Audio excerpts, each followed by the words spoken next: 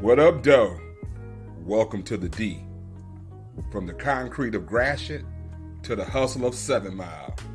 From the parties at Hart Plaza to the late nights on Jefferson.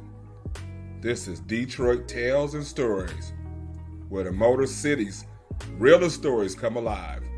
We're taking you back to when the streets had their own rules, when your whip spoke louder than words, and when survival meant everything. The mid-'80s to the 2000s, when Detroit was raw, uncut, and unforgettable. These are the stories they don't tell you about, straight from the heart of the D. Detroit Tales and Stories. Real stories. Real Detroit. Real talk. 5 Diamonds. Part 1. The Setup. Detroit Chronicles. Summer, 1989. That Saturday evening, July 22nd, the late afternoon heat hung thick over Detroit's Eastside like a wet blanket. But inside Sherri Thompson's 2-bedroom apartment on 8 Mile and Van Dyke, the window unit air conditioner hummed steady while Ready for the World's Oh Sheila pumped through her massive Pioneer CD player system. 5 women moved around the cramped living room like synchronized dancers, each claiming their territory in the pre-party ritual that had become sacred between them. Sherri, chocolate. Thompson stood in front of the bathroom mirror, her 5'7" frame wrapped in a silk kimono, carefully applying MAC's fashion lipstick to lips that had earned her the nickname. At 24, she was the undisputed queenpin of their crew, not because she was the oldest, but because she moved weight better than most men twice her size. Her clientele consisted of thick-built brothers with smooth chocolate skin who knew how to handle business in the streets and the sheets. Tonight, her hair was teased and crimped into a voluminous crown that caught the light from every angle. "Y'all better hurry up," she called out, her voice carrying that Eastside edge. "DJ Ray O Shay throwing that Cabaret tonight at the VFW Hall. You know his parties be packed with fine niggas and real money." Keisha Williams, 22, laughed from the couch where she was painting her nails electric blue to match her outfit. Her boyfriend Dante ran the 7 Mile corridor between Van Dyke and Hoover, and she wore his success like expensive perfume. The door knocker earrings swaying from her ears were solid gold, not plated.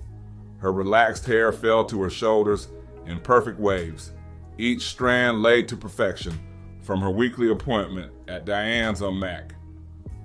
"Girl, you always thinking about some party," Keisha teased.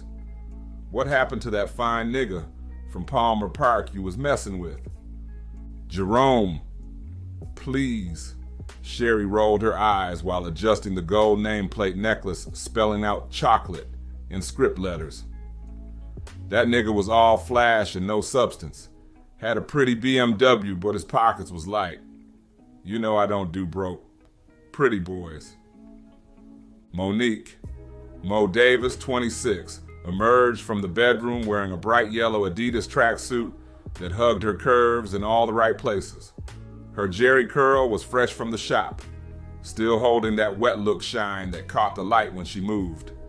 As the girlfriend of Big Mike, who controlled the drug flow on Jefferson Avenue, she had developed expensive tastes to match her man's rising status.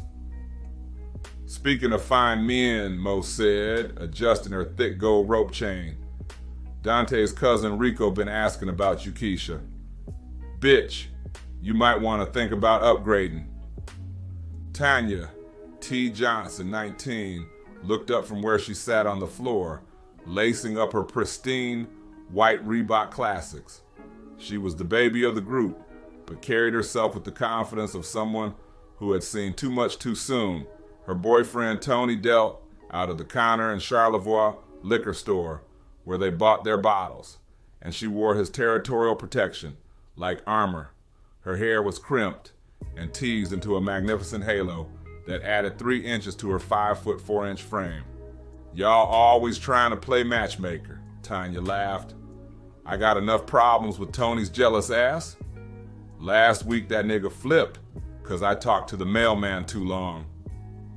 The fifth woman, Valerie Val Brooks, 27, sat quietly in the corner chair, applying mascara with the precision of someone who had learned that presentation was everything. She was the romantic of the group, the one who still believed in love, despite the evidence surrounding her.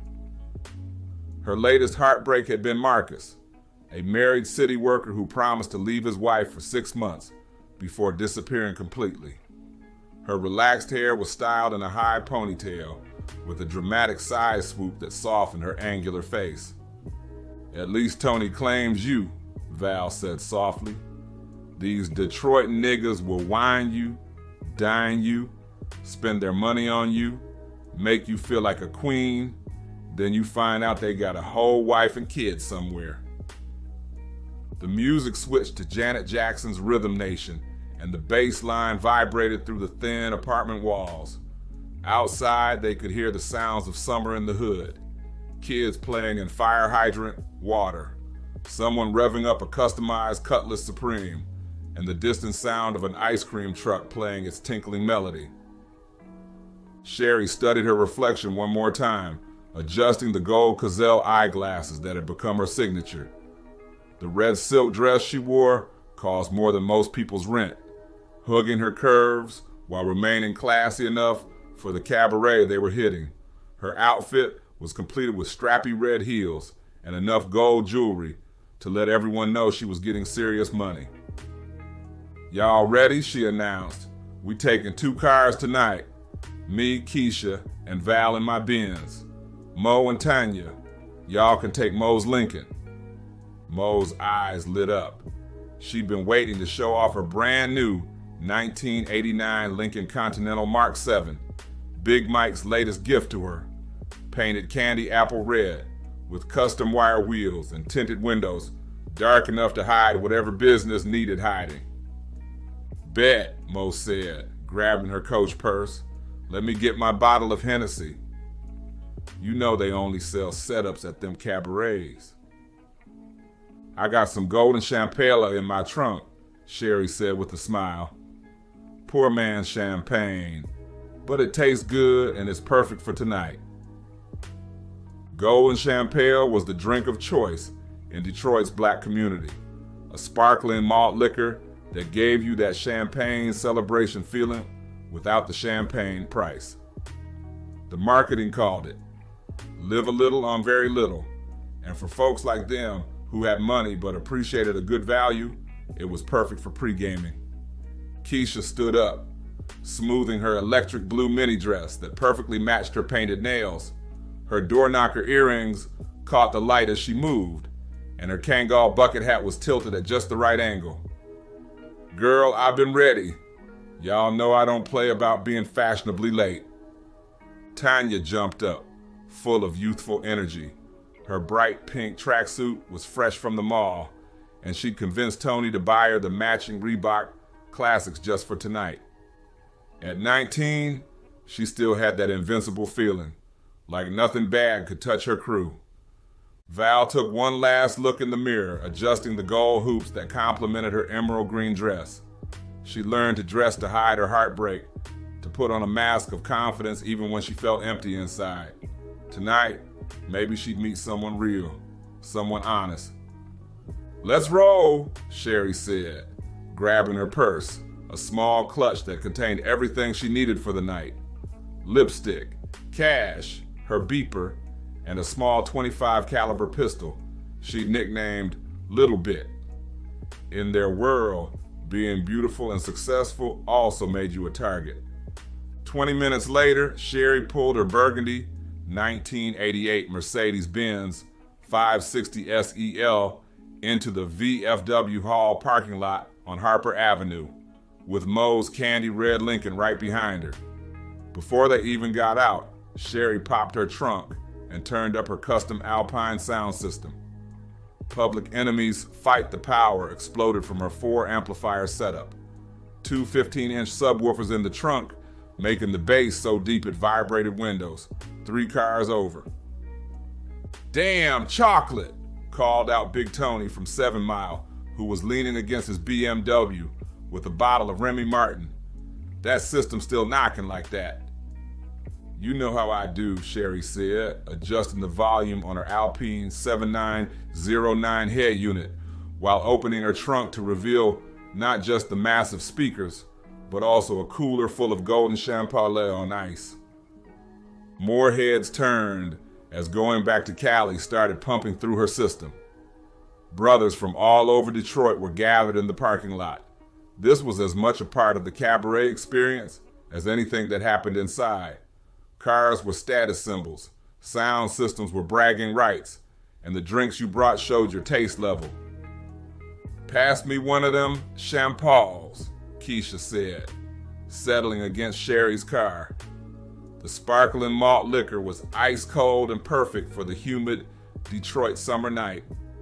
Mo parked her Lincoln and popped her trunk too, revealing her own impressive sound system, bumping De La Soul's Me, Myself, and I.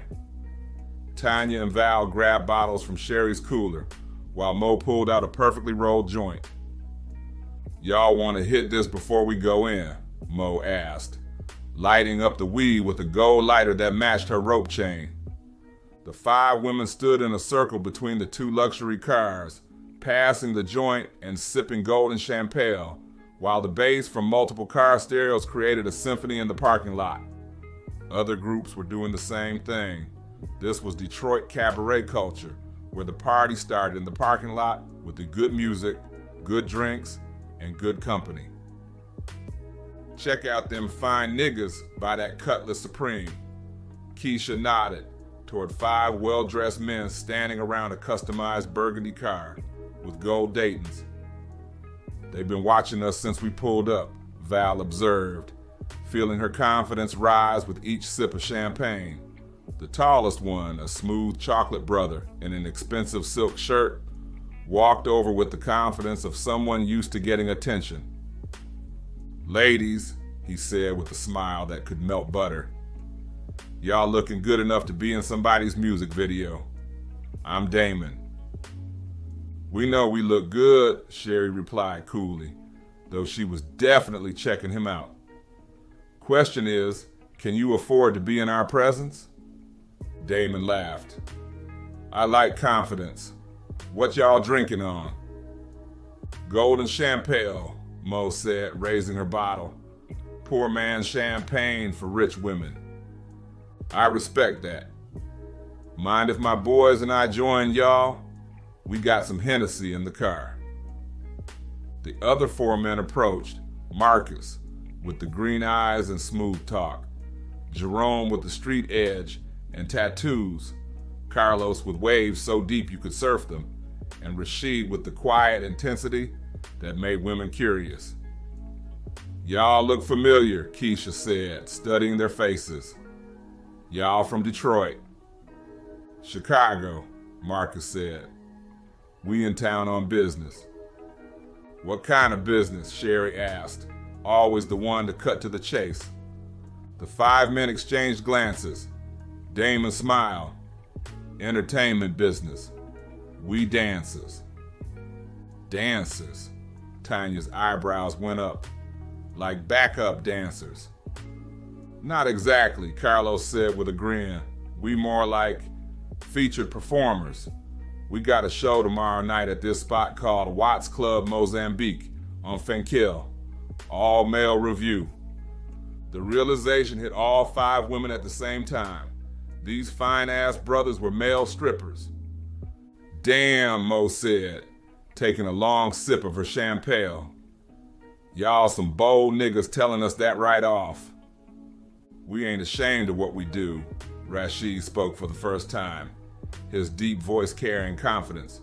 "We make good money, we travel, we entertain ladies who appreciate quality." "Quality, huh?" Sherri was intrigued despite herself. These weren't your typical male strippers. They had class, style, and obviously money based on their clothes and the jewelry they wore. Jerome pulled out a small business card with just an address and time. "Y'all should come check us out tomorrow night, Sunday. It's going to be a show." "We might do that," Keisha said, taking the card and passing it around to her girls. As the weed and golden Champale started hitting, the conversation flowed easier. The 10 of them stood in the parking lot, surrounded by luxury cars and booming sound systems, getting to know each other, while Detroit's summer night wrapped around them like a warm blanket. "We better get inside before all the good tables are taken," Sherri finally said, though she was enjoying the parking lot party. "Save us some dances," Damon said, his eyes lingering on Sherri. "If y'all can keep up," she replied, already planning to see these Chicago boys in action tomorrow night.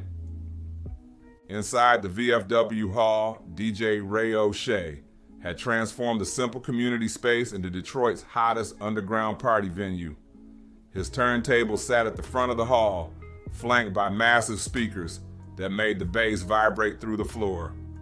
Round tables covered with white tablecloths filled the main space, each set with ashtrays and reserved signs for people who paid extra for premium seating. The lighting was dim to create an intimate atmosphere, and the smell of fried chicken from the kitchen mixed with expensive cologne and perfume. This was authentic Detroit cabaret culture. BYOB parties where you brought your bottle and bought overpriced setups, where networking happened over drinks and hookups were made on the dance floor. The 5 women claimed their reserved table near the DJ booth, setting down their bottles of Hennessy and golden Champale before walking to the setup counter to buy ice, Coca-Cola, plastic cups and napkins for $15, 5 times what it would cost at any store, but that was the cabaret economy. DJ Ray O Shay was already working the crowd, his turntables mixing Prince's "When Doves Cry" into Luther Vandross seamlessly. The dance floor was packed with Detroit's underground elite, entrepreneurs, hustlers, professionals, and their ladies, all dressed to impress and ready to party until sunrise. "This nigga Ray O Shay know how to throw a party," Mo said, pouring golden Champale over ice and adding a splash of Coke. The Chicago boys found them at their table within minutes, bringing their bottle of Hennessy and easy conversation. Under the dim lights and pounding bass, the attraction between the groups was undeniable.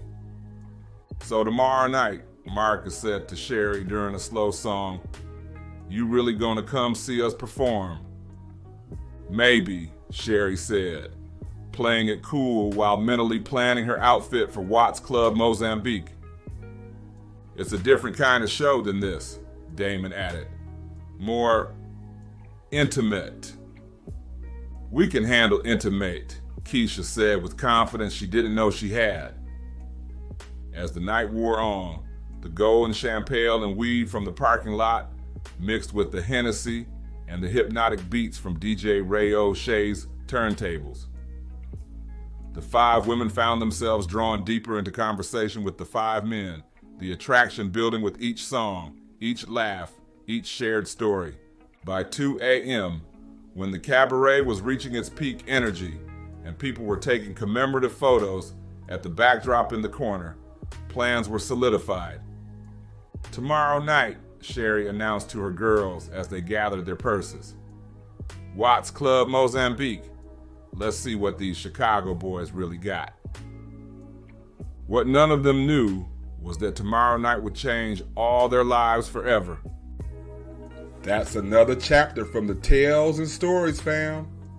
If these stories take you back to the D you remember or help you understand the D you never knew, make sure you hit that subscribe button and ring the bell.